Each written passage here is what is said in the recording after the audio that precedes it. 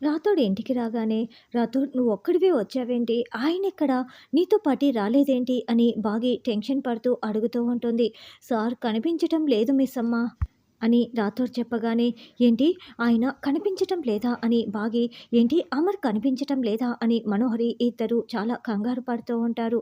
"అవును. ఆ రోజు కొంతమంది మిలిటెంట్లు మిమ్మల్ని కిడ్నాప్ చేసి బస్సులో తీసుకువెళ్లారు కదా మిస్సమ్మ! అప్పుడు మిమ్మల్ని కాపాడి సార్ ఆ మిలిటెంట్లని పట్టుకున్నారు కదా! వాళ్ళిప్పుడు జైలు నుంచి తప్పించుకున్నారు మిస్సమ్మ" అని రాథోడ్ చెప్తుంటే, తప్పించుకున్న వాళ్ళని, ఆ మిలిటెంట్లని మనకి చూపిస్తూ ఉంటారు. వాళ్ళ వల్ల మీకు థ్రెట్ ఉందని మీకు సెక్యూరిటీగా సోల్జర్స్ కూడా వచ్చారు మిస్సమ్మ. బయటే కాపు కాస్తున్నారు అని రాథోడ్ చెప్తాడు.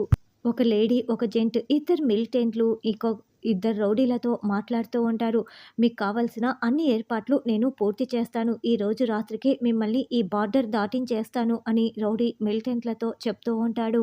"దానికంటే ముందు పూర్తి చేయాల్సిన ఒక పని ఉంది.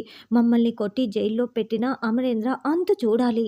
వాడి ఫ్యామిలీలో ఒక్కరి ప్రాణాలు కూడా మిగిలించను.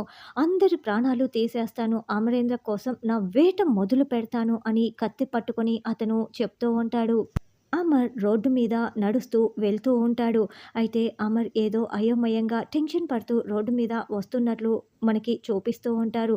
అమర్ ఇంకా ఇంటికి రాలేదని బాగీ పిల్లలు లాన్‌లో వచ్చి నిలబడి మరీ ఎదురు చూస్తూ ఉంటారు.